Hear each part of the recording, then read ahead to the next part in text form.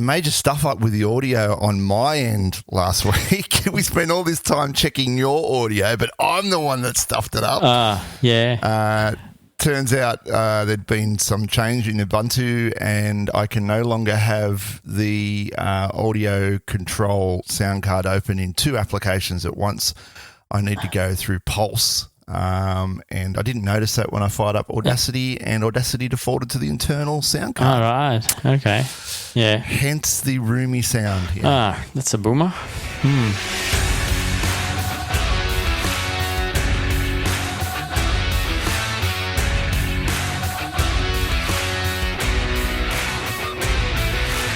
Welcome to GCP Life, episode number 60 for the 15th of March, 2024. GCP Life is sponsored by Mantle Group. At Mantle Group, we make your Google Cloud solutions possible.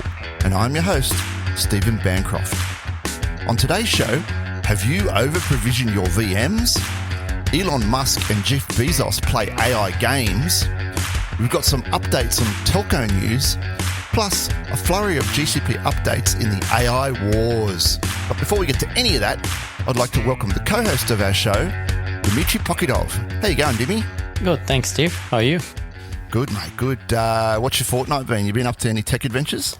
Actually, not many, As I just told you before, I have my adventure with NBN, so I'm on a hotspot today. Hopefully it will hold.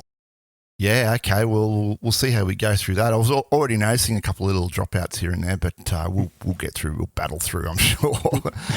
It is disappointing, isn't it? You hear all these stories of NBN and how bad it is and how many problems there are, and then you run into all these problems. Yeah, that's right. Yeah. Well, don't get me wrong. I guess it's better than ADSL, right? And what we had before NBN. And it's still like a more or less relatively new, but it's just I guess it's unfortunate, like, because you're also like working from home so much time, and it just now becomes more critical. Really dependent on it now, isn't it? Because of that. Yeah, that's right. Yeah. Well, my tech adventure has been I've been trying to set up vSAN on my VMware cluster. And vSAN itself isn't difficult to set up. I just had two boxes and I wanted to link them together and create a vSAN. But I wanted to put it through a switch. And now I had a switch, but I think I mentioned last week, I turned the switch on and it was busted. It had died long ago. And so I bought another Cisco 3560, which was similar to the one, which is the same as the one that I've got. And of course, I get it, and the password hasn't been reset on it. It boots up, and it's still got the config from the person that sold it to me on it. It's some company. It says knock blah blah blah on it. Oh, okay, this is interesting. So on that 3560 switch, the process then to get into it, to reset the password, you have to press this mode button on the front, and then it goes into like a password reset sort of mode, right, as it boots up. And I'm trying this and I'm trying it. Nothing. It just wouldn't do it. It wouldn't go into this special mode. Holding the button down for 15 seconds, 30 seconds, a minute, 2 minutes, it just wouldn't do it. Came across one solitary post by some rando on the internet. Yeah, the button can break. Oh. What do you mean the button can break? Apparently that button, it's a little micro switch button, and it can break, and whatever happens on the daughter board, it breaks off the daughter board and it no longer functions. So here I'd spent like 90 minutes trying to fix that and discover that was probably the case. And of course I checked the button on the other switch and it's broken as well. Looks like but I didn't. Obviously, I bought that other switch years ago, and it was already reset when I got it, so I never had the need to use that button. So now I've potentially got a switch that could go to e-waste simply because I can't reset the password on it. I'm going to have to use some of those hacking skills and open it up and try and short the button out somehow for that one instance where I need to reset the password, and then I'm happy days from there. That's unfortunate.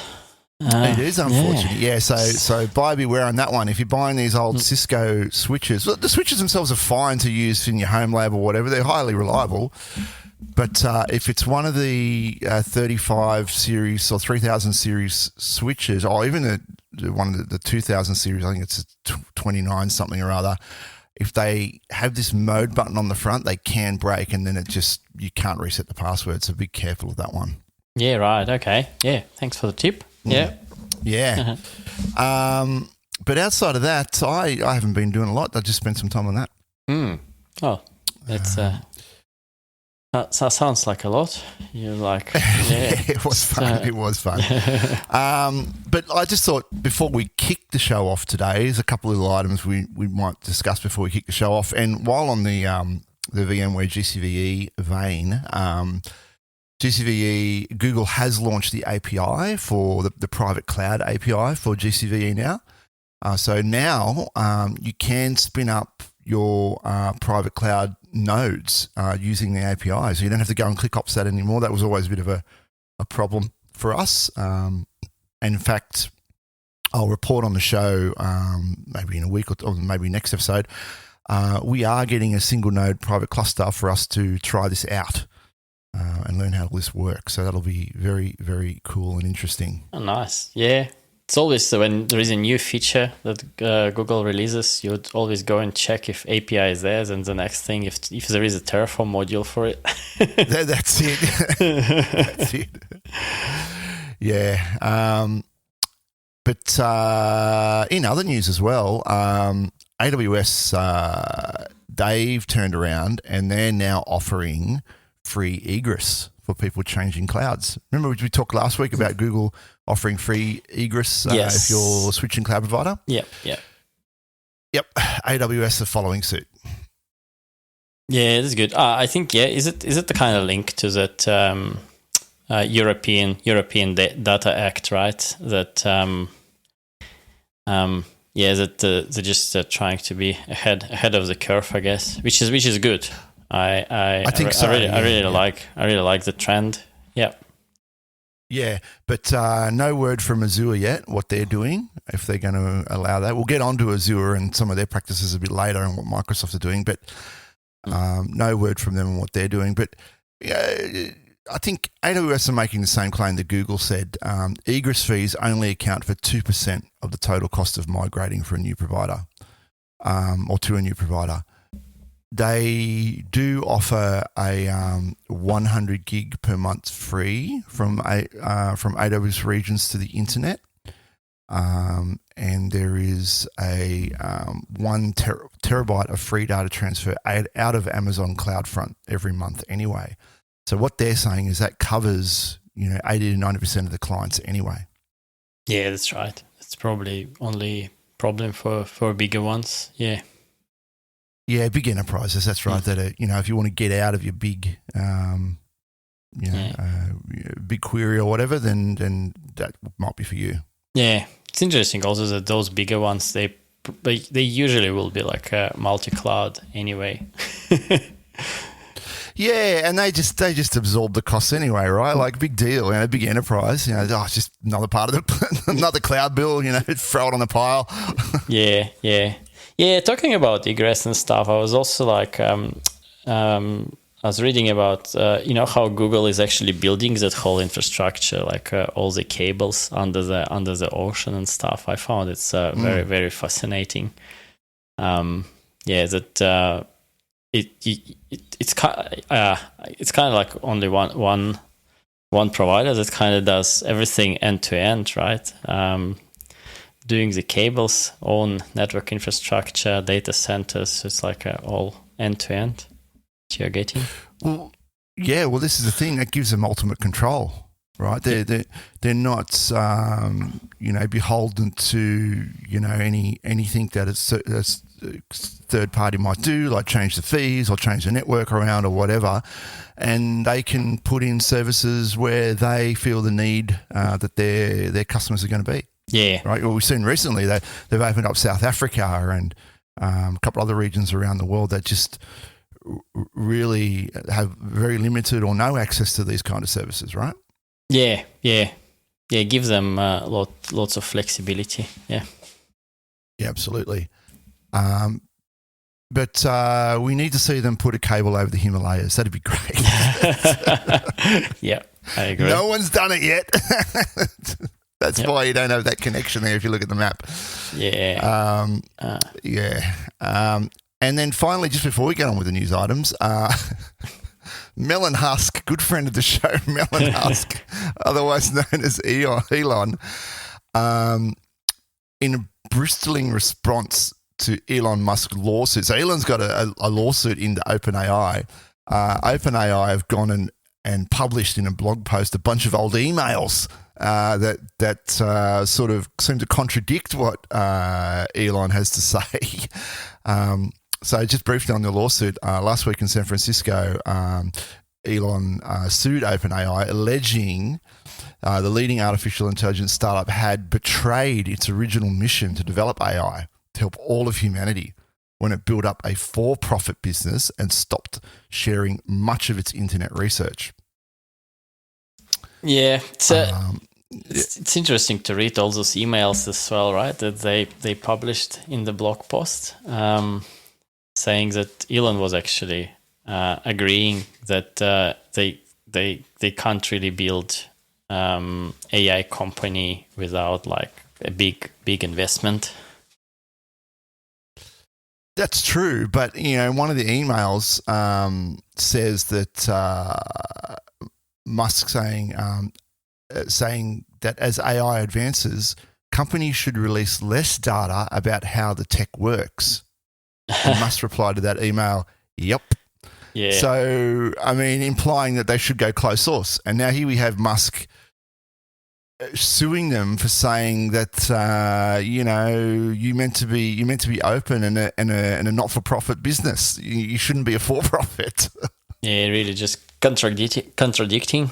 Absolutely himself. Yeah. Look, I really think, and we saw this early on when ChatGPT launched, and Musk just seemed to have his nose out of joint. I think it's a big tech thing, and he doesn't have anything to do with it. He wanted to merge OpenAI with Tesla. Obviously, that would help out the AI models in his vehicles. I just think he's a little bit. He might be panicked. I don't know, but he's got his nose out of joint because he's not in the party with everyone else. That's how I see it. Yeah, maybe just got bored a little bit. I thought just do another lawsuit. Yeah. What do you actually think about using the AI in self-driving cars algorithms? Do you think it's a good idea? Well, why not? You just train a model like any other. You just train it on data. I don't think it'd be hard to actually train it. You'd have vehicles with cameras, and then you'd have good drivers drive, and then that data set, they're your inputs, right? The vision and all the telemetry from the vehicle, they'd be your inputs to your model, and then you could train a model quite easily like that, right? Yeah. I think it's actually that's one of those great use cases. Yeah. I'm always though. Yeah. The one thing that I always stumble about it is, and this is like when I'm looking at any of the use cases where like we use AI, and I think like except probably like a search, everything else is kind of, how like when you do any code, right, or you put together any algorithm, and let's say a self-driving car, right, you can easily, let's say, I don't know, the algorithm would say, if I see the red light, then I should stop, right, and when it's switched to green, then I should go. Then you can kind of, and it's, and then you can write a test on this, right? And then say, well, if there is a traffic light, if the light is green, then go. If red, then stop. And no matter how many times you will run this and do this, it will always work the same, which is a little bit different, right? With the AI models, it's like, because you can't really control what will be the reply. I suppose. Yeah. So that's that's something. I'm just always finding myself thinking about that. What if the light's orange, right? This is, do you put your foot on the accelerator or do you pull up hard? Yeah, that's right. Yeah. It's difficult to have a defined algorithm for that, right? Yeah, it could be. Yeah. Yeah. And then there are going to be cases where the light's red, but you've got to go through it, right? If you've got an emergency, I've seen situations where there's an emergency vehicle, everybody at the lights is stopped in all directions, and the car in front of the ambulance will not cross the line to go into the intersection. Yeah. Right? Yep. Like, totally understand why he's not going, right? And I probably wouldn't either, right? But there is an ambulance behind you with sirens flashing. So the rules say you should get out of the way, but the rules also say don't go into a red light. So what do you do, right? You don't want to get, you probably will, especially if there's a red light camera there, you probably will get the fine, but then you've got to go back and make the explanation. And I just don't think, I personally don't want to go to the hassle. Yeah, that's right. Yeah, well, that's actually, that's very good. Yeah, I'll keep thinking about it. Keep thinking about it, yeah. Keep thinking about it. All right, should we get on with the news items? Yes. Let's do it. All right, first cab off the rank today, and I've got to stop saying that, but, it's a good segue. Kates and CPUs. If you've got a Kubernetes cluster or you've got a VMware with CPU, chances are you have got it over-provisioned. A study has come out from a organisation called Cast AI. It says only 13% of provisioned CPUs and 20% of memory is typically utilised. That's a lot. It is indeed. A lot of waste. A lot of waste. Especially given that, the benefit of Kubernetes is that you can deploy all those many different things, kind of pack them efficiently. And make it efficient, yeah. Now, this study was based on an analysis of more than 4,000 clusters. So, it's not chicken feed. Operated by customers prior to optimization. Now, these CAST guys, they go out and this is what they do. They study these clusters, they study these VMs, and they optimize them down. And they discovered that the reason for over-provisioning is largely down to an excess of caution by users. Right? They're simply worried about running out of memory and running out of CPU horsepower. So they just over-provision them rather than, I guess, using the auto-scaling ability of the cloud. Yeah. I guess, also, if you could have like any bit of unpredictable peaks as well, right? That's probably the caution that...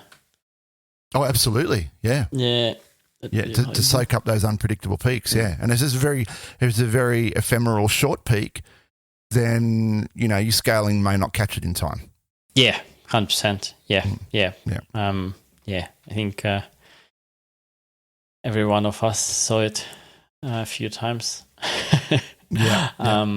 Well, that's interesting that the article also says that on GCP it's a little bit better. I think it was saying like 17% utilization on GCP and like 11-12 on AWS and Azure.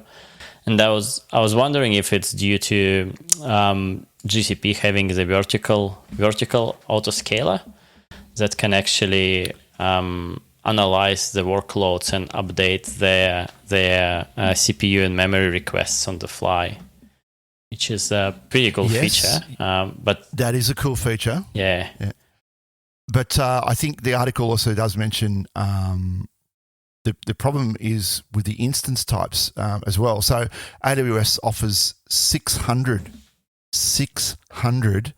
different EC2 instance types, right? Whereas, in GCP, we have a lot, but we also have the custom instance type. So that's a big bonus because you can tune that custom instance type to exactly your requirements. Yeah. And that's a lot of savings can be made there. Yep. Yeah. Yeah. 100%. Yeah. That's right. Yeah. You'd wonder. Because the difference is quite significant if you think about it.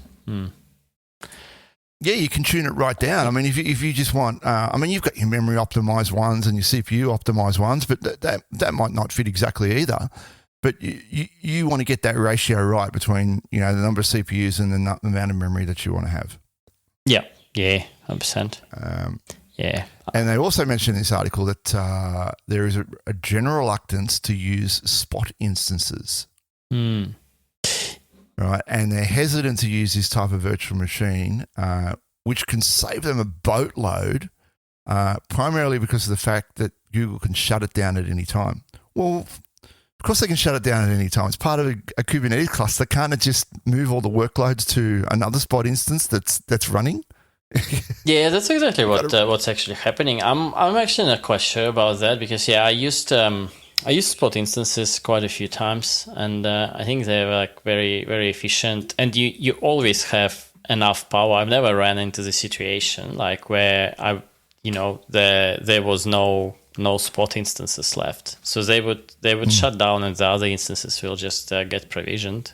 So, and have you ever run into a problem where you've got a session running on a spot instance, and that spot instance gets shut down and the session then is terminated? Yeah, well, usually it's all kind of stateless at the moment, right? So if your authentication is JWT token or something, so all you're just doing is to make sure that your application can gracefully shut down, meaning that it's not accepting any more new requests, but it's finishing the ones that it already has. So that's probably the most frequent problems that I saw in the past, because so when spot instance shut down, you can get spike of 502s or something because it's just not finishing all the requests that it already has. But then so if you do like a graceful shutdown, and like all the languages like Go and Node.js, Java, they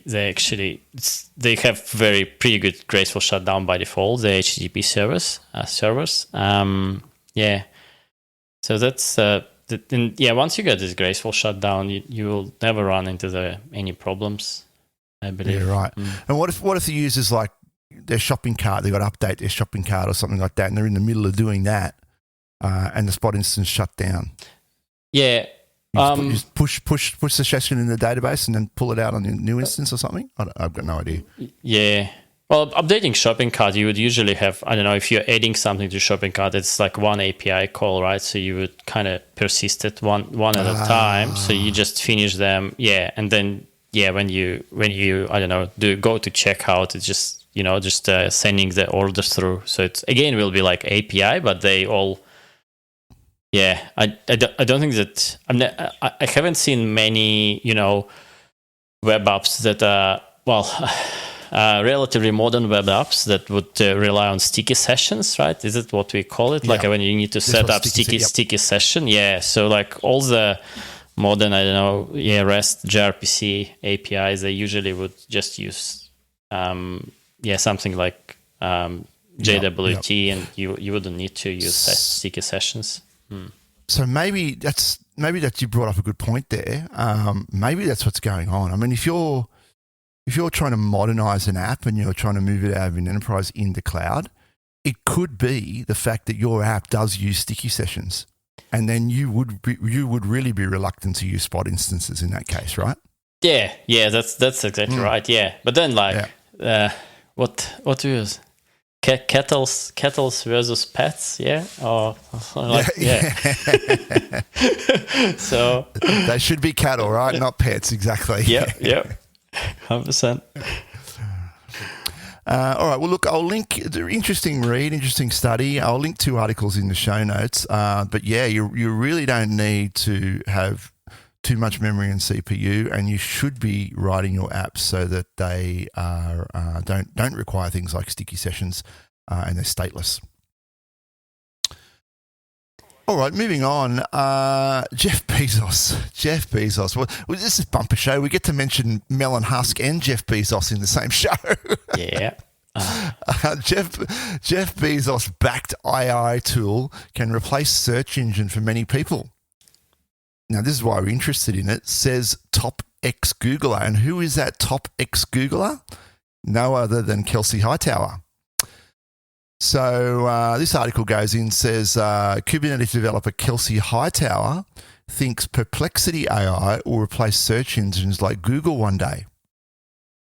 This has all come about because of a tweet. We still call them tweets, don't we? We don't call them X's. No. So I really don't know. Well, people still write X, formerly Twitter. So I think people are really hanging on to the Twitter name. A tweet that came about by Kelsey Hightower. And Kelsey says, I finally got a chance to play with at Perplexity AI. And I can see how this is going to replace search engines for some people. Instead of a bunch of links, you get answers and the sources that they were derived from. Best part, no ads, but I'm sure it won't last forever. So I don't know. I actually see this as where Google search is going to go. I think this will be the next iteration now that we've got Gemini in place. Yes, yeah, I agree. That's a new search, and I'd be, I'll be very surprised if Google won't catch the wave. Though, yeah, I guess the dominance can't go forever. But I would expect them to get on the bandwagon. Yeah. There is a catch with this Perplexity, though. There is a cost to it. Of course, I mean, if they're doing large language model computing in the background, then there's going to be some cost there. Perplexity, Perplexity itself, but that is part of its Pro subscription that costs $20 per month or $200 per year. So that's the main catch with AI, right? Because it's very costly, and you would wonder even if those $20 actually will help, right? Well, think of how many searches you do, right? I mean, it's so casual now. You just go to your URL bar and just type something in. You don't even think that what you're doing is a search. I mean, personally for me, I rarely use bookmarks anymore, right? It's all about just, what was that search I did? Bang, and there it is. Yeah, that's right. Even in all the ads and stuff, no one would tell you what the URL is or link is. You would always go, like they always say, go and search this or search that. Yeah. So I mean, if you were to replace it holus bolus with replace Perplexity holus bolus for your search engine, you're probably right there, Dimmy. I don't know if $20 a month would cover the amount of searches, the amount of compute that you're using. They've obviously done the calculation. Yeah. Well, I guess Kelsey is right about the ads. There will be ads. We have ways of removing the ads, Dimmy. Don't worry about that. Yeah, that's right. That's all. Pie hole, anyone? Well, let's just see when Manifest 3 comes out. We have mentioned that on the show. Just a little sidebar here. When Manifest 3 comes out in Chrome, that will remove the ability for a lot of plugins, extensions to work in Chrome, and ad blockers will be one of them. So we're waiting to see what happens there. Yeah. Might need to start writing your own browser. Just run Opera. Yeah, don't get me, all the Opera fans out there. Don't write into the show. No, please do, because we really need people to write into the show. All right, moving on. Stack Overflow, they're getting in on it as well. It's all about AI this week. Stack Overflow. Google Cloud teams up with Stack Overflow to bring GenAI to developers. Stack Overflow and Google Cloud yesterday announced a strategic partnership that will deliver new GenAI-powered capabilities to developers through Stack Overflow platform, Google Cloud Console, and Gemini for Google Cloud. What do you think of this? You reckon you'll use this, Timmy? Yeah, 100%. I know Stack Overflow got. I don't know. It's just you can't really do anything without it, right? Yeah, that's right. Yeah. So I think it's. I think it's good. It's that's a change that I guess they'll have to do and adopt. But as a developer now, that sort of leaves me in a quandary. Am I using Duet AI in my cloud code, in my VS Code, or am I using this Stack Overflow in Google Cloud Console? Like, why would I choose one over the other? Like, I'm still not quite seeing what Stack Overflow is going to give me in the console compared to, say, VS Code with Duet AI. Yeah. I guess the main where I found myself sometimes is that you go to Stack Overflow, and I actually read the comments, sometimes, and go through them to just understand the reasoning behind the points. I really love how Stack Overflow moderated the replies and answers. So you'd usually get like 2 or 3 very solid answers with like different solutions, but with a very good argumentation why it's done. And then you could actually see that some probably you could try to solve the same problem, but with a different context, you would solve it differently. Yeah. And you got the upvotes. You got the upvote system as well, so you know the reliability of the answer. Yeah, that's exactly right. So I like that aspect where it's like if you look at the Duet AI, right, it would just tell you, write this. To be honest, I haven't yet tried any of these coding helpers, so I'm yet to. But that's one of the things that I probably think of. I suppose, just thinking about it now, I suppose the difference would be if you're in a console. If you're the kind of developer that's working in the console exclusively, then you're probably like a ClickOps type, right? You're ClickOpsing around. That's not something that a coded response to Duet AI would give you, could answer easily for you. But if a human has written something in Stack Overflow to say, click here, click there, and then it's like they put some other bits in there like limitations or restrictions or whatever, then having a panel in the console that summarizes that for you might be very handy. Right? Yeah, that's right. Yeah. That could be the way. I've not seen this function either, but that could be the way that they're implementing that. Yeah. That could be handy, definitely. Yeah. Rather than having to, go out into, read the docs. I mean, read the docs anyway, or then go to Stack Overflow and do some other search. Bang, you've got a panel there already, and so here's a Stack Overflow thread on this particular panel. Right, you need help with this. Here you go. Yeah.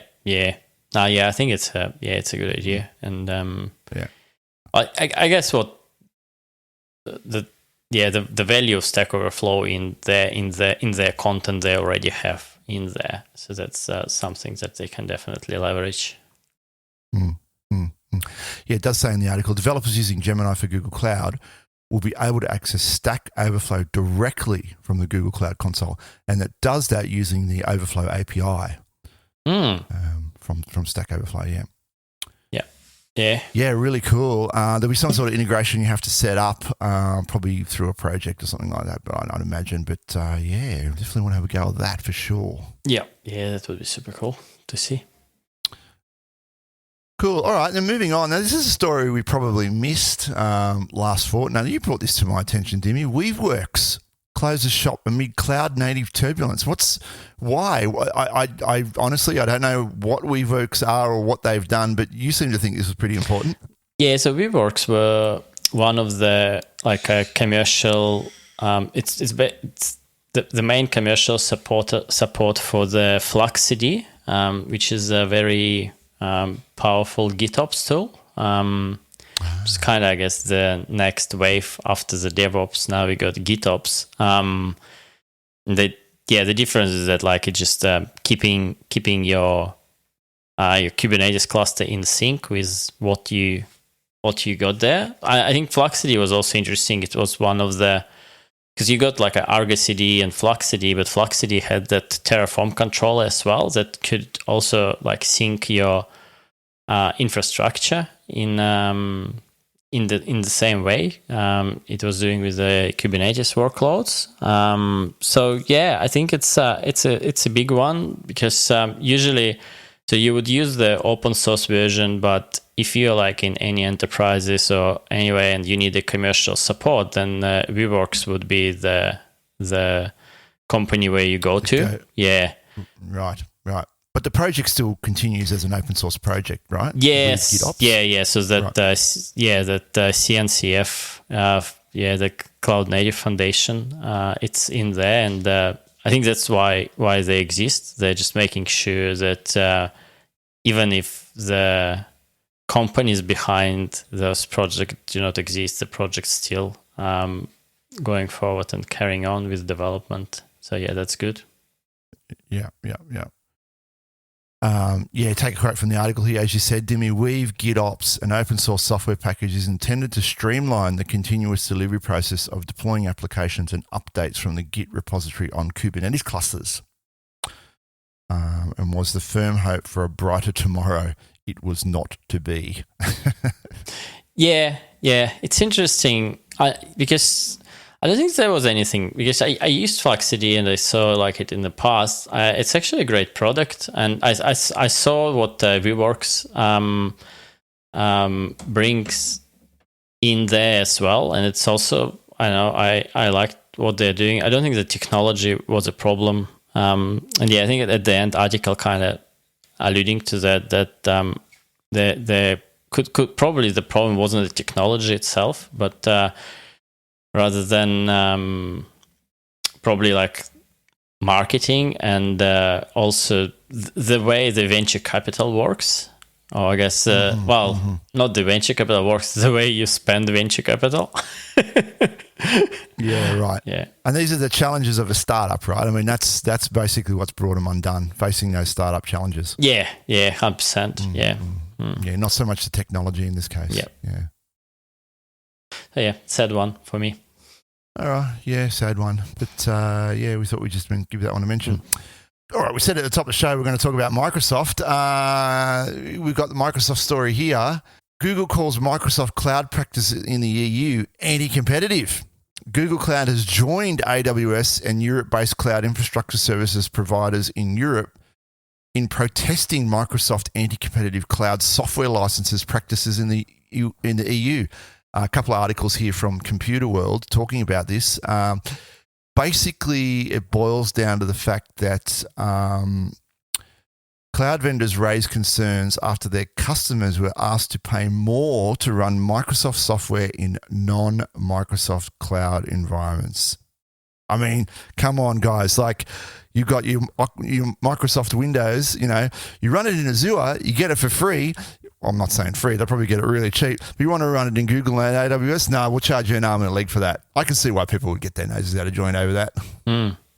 Yeah, you're right. I don't, but but do you think, given that it's all their products, do you reckon that's something that has to be regulated?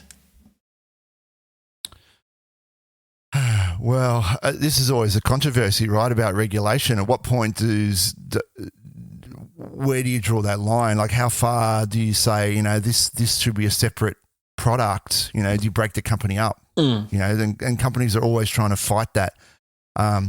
They're also, it goes back to the 90s, right? You're going to put in an Explorer in your operating system? Yeah. How dare you do that? Yeah, yeah. I was just about to say that's like similar to Windows and the Internet Explorer. And well, it's actually the Safari and iOS, the iPhones. They're very, very, very similar. And I think EU was has very strong position on that, which is I think I support, personally.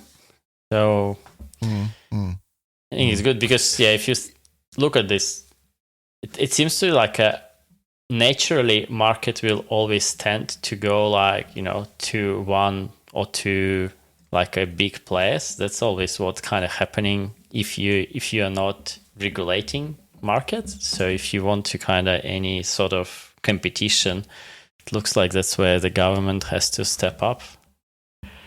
If we think that the competition is a good thing. Yeah, but we have solutions for this in in IT, right? We can build interoperability between things. We can build open standards, right? We can make things, we can switch out an operating system for another operating system, right? We've got open source that helps that along, right? If you're going to create some sort of environment where you're forcing, well, I'm not going to say force, but you're making it super, super like too attractive, right? In other words, be on AWS and be on Azure and you'll get Windows for free. I think that's a problem. I really think that's a problem. And Windows should cost what Windows costs. Set the price to whatever you like, guys. Right? It's your product. Set the price to whatever you like. The market will decide if they want to buy it, right? But just make it even. Make it the same everywhere. What's the problem with that? Yeah. I agree with you. Yeah. Right. They're also in a bit of hot water for bundling Teams with Microsoft 365. Now, we've seen this before as well, right? This one's weird. I actually don't mind this one because Microsoft Office 365, they could say Office 365 is whatever they want, right? It's whatever they want, and it's got a video conferencing system built into it. The guy from Nextcloud is involved in some of these complaints, and the funny thing is that that's exactly what Nextcloud does as well, right? It's an Office system with a video conferencing thing built into it, and you could argue that Google Workspaces is the same. So that particular one I don't have a problem with, but because that's part of our modern Office now, right? Yeah, that's right. Yeah, so that's actually it's more about where do you draw the line. That's right. It's about where do you draw the line, yeah. We don't want, because you're right, if one player just gets too big, that causes a problem, right? You don't have diversity in the environment, and then you end up just going down one path. And once again, to talk about the 90s, you end up with Internet Explorer 6 that just didn't innovate, right? But everyone was stuck on it for how long? It wasn't really until Chrome came along that started, making a few more waves. Yeah, that's right. Yeah. I actually saw some of the ActiveX applications still running, and people have to Silverlight, ActiveX and Silverlight. Yeah, that's right. So that was a big one. I guess it would be something to you can probably just look at the history and then maybe figure out better where you draw the line. Actually, on this one, probably have a good number of precedents. Yeah. All right, enough about Microsoft. Let's move on to a bit of Aussie telco news. We don't often talk about Aussie telco stuff on the show, but a couple of things that come up during the week. And the first one here is Superloop turns down Aussie Broadband's takeover bid. Now, I didn't know Superloop Aussie Broadband were making this takeover bid, but Aussie Broadband bought into Superloop. Aussie Broadband purchased 19.9% of Superloop at 95 cents in cash per share, and then made a conditional, non-binding, indicative proposal to acquire the remaining shares at the same value. This is an article from IT News. And Superloop said, no thanks. Not interested. Would have been an interesting change to the landscape because the combined entity would have in excess of 1 million broadband subscribers, and it would also have a greater reach and network infrastructure. And you know what? I think this is a good case. Like we were just talking about one guy getting too big, but I think NBN. We talked about NBN at the top of the show. If there was one big provider, there should be space for all providers. But if there was one big guy, maybe they could pull a little bit of weight over NBN and say, "Hey guys, get your house in order." Maybe that's what we need. Yeah, that's actually that's an interesting point of view. Yeah. For the short term, anyway, so NBN can, I mean, if they've got 1 million users and they get 1 million complaints about a particular problem, then NBN's got to do something about it, right? But yeah, I was always interested in the first place why NBN is just not selling, right, the internet to the end users. But then I thought that's probably they're a wholesaler. Yeah, they're only a wholesaler. Yeah, that's right. Then I thought, that's going to be pretty much a monopoly, right? So having all those retailers then also kind of gives you that sense of competition, I suppose. That's right. Yep. Particularly on this one, I think, Superloop and Aussie Broadband, it's at least like when you look at their websites and just hearing news about them, they seem to be like very, culturally aligned, I guess. Kind of, When you hear Superloop, you'll think about Aussie Broadband and vice versa. Yeah, right. It wouldn't surprise me when Superloop started up if a whole bunch of staff went from Aussie Broadband to Superloop. That's the kind of thing that happens. Yeah, that's right. Yeah. And they're young and they're new and hip. And when you see their ads on TV, right, like they've got to give that image, of being the latest and greatest and have the best tech. And they're not a legacy style company. Yeah, that's right. Yeah. And then talking about NBN, NBN wants, now this is the NBN saying this, NBN Co wants to boost its 100/20 plans to 500/50. And this is for fibre and HFC users. Sadly, my old house was HFC. I am not HFC here, and I miss it. I tell you what, I miss it. So the 10200 Home Fast product would jump to 500/50, and the 250/25 Home Super Fast would increase to 750/50. All right, so we're talking about some decent speed boosts here. Yeah. That's this this is good news, huh? Yeah, but you need to have fibre. Yeah, but and I'm not getting fibre anytime soon where I am. Right. Yeah. Well, I was actually trying to get it rolling, but because I'm in the units, I called Bodycorp and they said that you need to call NBN, and NBN says this it's a Bodycorp that needs to just write not the letter, but they have a form, and like Bodycorp's supposed to fill in that form. That's where I am at. Right. Are you on the Bodycorp in your building? Yes. Yeah. Yeah. Okay. Yep. So my experience with body corporates is that there's usually very, very little involvement. Yeah, that's right. Because if you raise it at a body corporate meet, then you can probably get the motion moved because no one else will vote on it, and you'll fill the form in and send it off. Yeah, probably. Yeah, that's what I should do. Yeah. So look out for some speed bumps. But NBN have got they're covering their butts because they're saying critical to the success of the proposal will be the internet retailers and their ability to transmit the higher wholesale speeds across their retail networks and ensure in-home equipment such as modems and Wi-Fi routers are capable of delivering the full benefits to customers. So they have to upgrade the CPE. Yeah, and that's an interesting one, right? Because you really need to.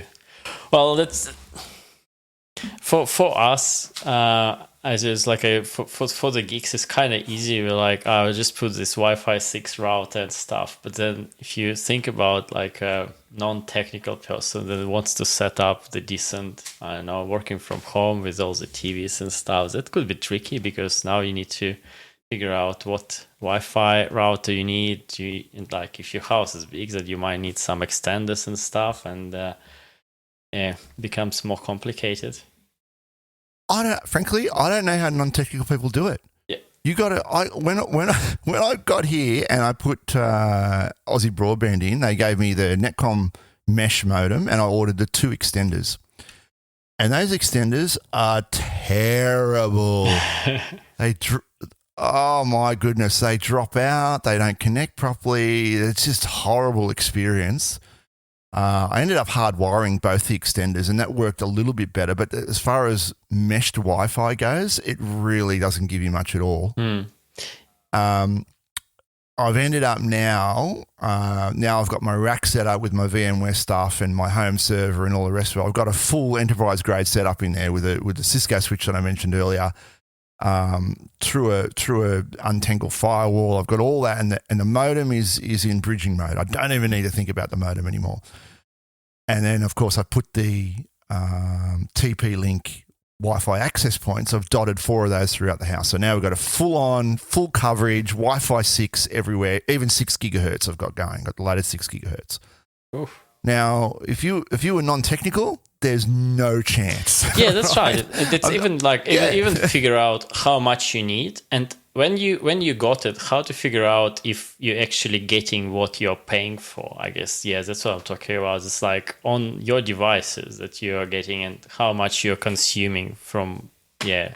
So do you really need those speeds? Yeah. From your service? Yeah, that's right. Well, I'm a geek, so I just wanted to get the fastest speed anyway. And I got the new big TV that does the 4K from Netflix, so you've got to have some throughput there to do that. Yeah. But no, you're right. I could be in a situation where I don't need 100/40, right? I could in fact, in my old house I had 50 megabits, right? But I knew here I was going to up the Wi-Fi, and the kids have got new phones, everyone's got new devices, so I just upped it all when I did that. But you're right. If you're like a retired couple or you don't have kids or whatever, you might get away with 25 megabits even. In fact, I know some elderly people that I've helped out with their Wi-Fi, and that's all they've got. They've got 25 megabits. They just check email and they just stream a bit of Netflix on their older TV, and that does it for them. Yeah. I'm on 50/20 now, and but my kids are still small, so that's probably what helps. I guess you're like... When you've got Spotify and TV, 3 TVs going and Spotify streaming on multiple devices, and you've got other things going in the background, you need 100 meg. But if you haven't, Dim, you might want to do this as well. I've done this, and Ian and I talked about this previously on the show. You can get a Sam Nose device. You can get it for free. And what it is, it's ACCC provide you this device. You connect it up to your network, and it reports network data usage and reliability back to the ACCC. And you get a dashboard and a control panel, and you can go on there and you can see your network throughput, any dropouts, any errors, all the rest of it. You can just see straight on this dashboard. And it constantly monitors your network. Oh, that's awesome. Okay. Oh, I'm getting one of those. So just Google the word, it's not Sam Knows. I'll find the link, put in the show notes. What it runs is, the software is called Sam Knows, but the box is provided with that all set up on it. Yeah, that's awesome. Okay. Yeah. That's amazing. Thanks, Steve. Yeah. Yep. Cool. So check that one out, and just keep NBN, keep them on track. That's the idea, right? Yep. All right. Talking about keeping things on track, on the master of the segue, Australian police link over 11,000 cybercrime incidents to Medibank breach. Now, I just slipped this one at the last minute, Jimmy, so you may not have seen this one, but a joint police operation targeting misuse of personal information after high-profile Australian hacks has linked over 11,000 cybercrime incidents to the Medibank data breach. So there's a lot of PII out there, and you're going to get a lot of breaches as a result of that. Yeah, you can only feel for people really who who actually, yes, I don't know what. It's lots of paperwork going around once you're in one of those, which is that's right. Which is so pretty bad. It is. So do what you can. Change your passwords. You could get your, I don't know if you still can, but you could get your driver's license number changed if you think you've been caught up in any of this. And just be on the lookout. Be aware. Check your bank account statements. Check your, your logins. Make sure you're not getting any. Be suspicious of any emails that you receive. Right. So there's a group called Report Cyber. Report Cyber is a national online register where members of the public can report a cybercrime incident or vulnerability. So do that as well if you think you've been caught up in something. According to the most recent AFP annual report, Operation Guardian focuses on matching cyber reports of fraud or identity theft with any relevant PII data sets that have been exposed online. So that'd be all the have I been poed data sets. And that's how they came up with this figure of 11,000 cybercrime incidents. Yeah. And I was just giving a talk last year about DevSecOps stuff, and I was just digging into some stats, and number of cybercrimes is only growing year to year, which is I didn't expect that, to be honest, because given how much attention it draws nowadays, and how much stuff we're trying to do, even like in my day-to-day job, I can feel that security is actually getting up there. It's like shifting left, which is good and nice to see. But number of incidents still growing, which is I don't know, what else should we do? Yeah, it is the number one thing, right? I mean, you've got to set out with the mindset of security from the get-go, right? As soon as you start building anything. And even in your own personal life, you've got to be, you put some data into a website, just assume it's gone already. You put a password into a website, that's going to get compromised, right? So just operate from that position. Yeah, you're right. Yeah, on that. I'm still... quite a few times even in the last couple of months, I was asked to just tell my credit card numbers over the phone when you do a payment. I was like, not doing that.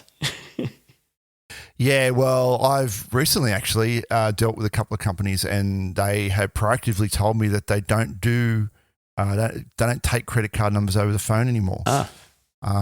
So they directed me to a page. They didn't send me a link or anything. They directed me to a page on their website. So I was able to go in and look it up and find it. And they said, here's where you can put your credit card information. So I put that in, and then it did a sort of two-factor check with them. And at their end, they got a tick to say, yes, I have the credit card information. So that individual on the agent on the other end never got the credit card information. It went straight into their system. That's great. Yeah. I think that was a nice solution. Yeah. Good.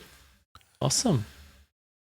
So, we're reporting on cyber incidents every fortnight on the show, and Medibank's one we've been tracking, but I think there's going to be a lot more come out of this one for sure. Yeah. All right, should we do it? Let's do it, Dimmy. Let's get on with the AI wars. I was waiting for this.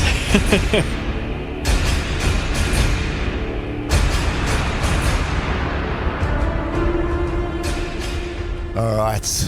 First AI wars for this week. Google Cloud unveils new GenAI fueled data analytics tool. AI, generative AI.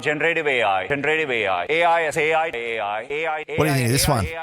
I think it's that's actually everything with the data analytics or anything with analytics in particular. I think AI is a great use case for anything analytics related, like Yeah. I You got the data just sitting there, just ready to be consumed by the model, right? Easy. Yeah, that's right. Yeah. So it's probably one of those quick wins, I suppose. Yeah, that you can get out of your AI.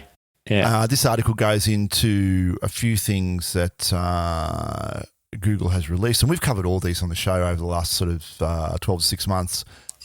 In August 23, Google Cloud introduced a search feature as integration between Duet AI and generative AI platform. Since then, that's been folded into Gemini and Looker. Also revealed integrations between BigQuery and Gemini and Vertex AI. And unveiled Alloy DB AI, a database featuring vector search and storage capabilities. Now, this is all about this vector searching. I think vector searching is all about turning non-structured data into structured data, right? Once we have it into structured data, obviously there's a lot more you can do. You can do traditional searching, and you can also do vector searching, right? Google Cloud will add support for vector searching across its entire suite of databases. Interesting, right? That's what's expected to be announced at the next. Yeah, right. Okay. Yeah. Well, I think it's a good one because they're kind of updating the existing databases rather than coming up with the new ones. I think right, it's which would be the AWS way of doing things, right? Yeah, well, AWS. So or MongoDB ways of doing things. Yeah. So now, when you consider only about 20% of the world's data is structured, right? While the rest of the data, 80% of the world's data is unstructured, and up until very recently, when we've had multimodal LLMs, we haven't really been able to do much with that unstructured data.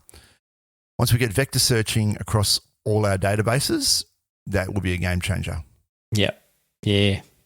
So the idea is to just have a vector search across your data that's already sitting in your database. Yeah. Across your unstructured data, right? Yeah. Look at me talking like a database engineer. I should go and get cert, hey? Yeah. Yes, you should. Not today, buddy. Not today. And then, so there'll be a couple of articles around that particular item. And then just to close out the show, we have announcing Anthropic's Claude 3 model in Google Cloud Vertex AI. Here's a cool one. We now have Claude 3 available in Vertex AI Model Garden. And I love the names of these models, right? Like, just follow along here. You've got Claude 3 Opus. So the Opus is the most capable model, right? The top of the line model. And then you got the Claude 3 Sonnet, right? Which is middle, best compromise of skill, speed, and cost. And then you got Claude 3 Heiko, which is like bang, it's fast in and out, right? The compact model. Yeah, the 4-line model, right? Yeah. Oh, that's marketing done right. Here you go. That's right. Yeah. So these are now available in Vertex AI. You can go and spin them up and have a play around with them. By making Claude 3 model available in Vertex AI, customers have powerful new options, right? And I think this is the marketing guff around it. Accelerated AI development, focus on applications, optimize performance, deploy responsibility with Google Cloud. Because Google Cloud's all about that. Yeah, that's a great news. And the Model Garden and Vertex AI, I found it's so easy to navigate, and it's really easy to start with. If you want to. Oh, you said the last episode you were saying you deployed a model, didn't you? Yeah, that's right. Yeah, and when you do it first time, you think, I'll probably spend next 2 days trying to do something like that, and then you go there, 5 minutes, 2 clicks, and then you probably you would still need to wait for like maybe 5-10 minutes, but then model is deployed, and you got your API endpoint, so it's ready to use. It's I found it's super easy And because so you won't spend your time actually exploring AI and trying it, but no, you don't really want to spend too much time of actually deploying it, right? And so the Claude 3 family joins over 130 models already available in Vertex AI Model Garden. Yeah.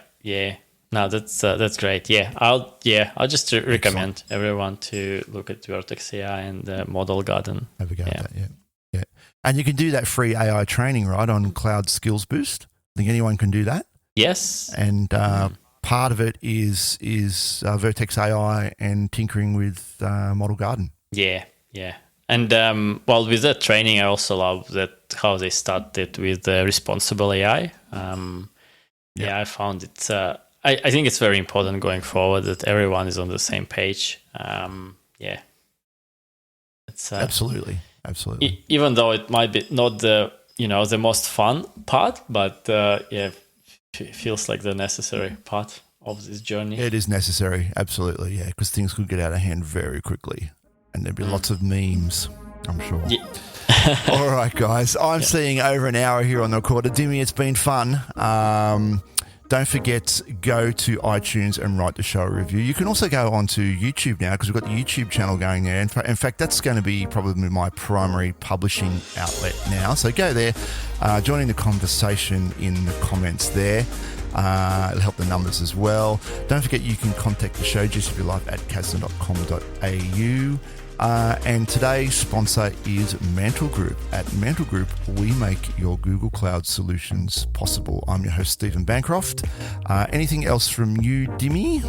No, it's been a fun show. Thanks a lot. Thanks a lot, Steve. All right, mate. It's been a great show, and we'll catch you all next fortnight. Bye.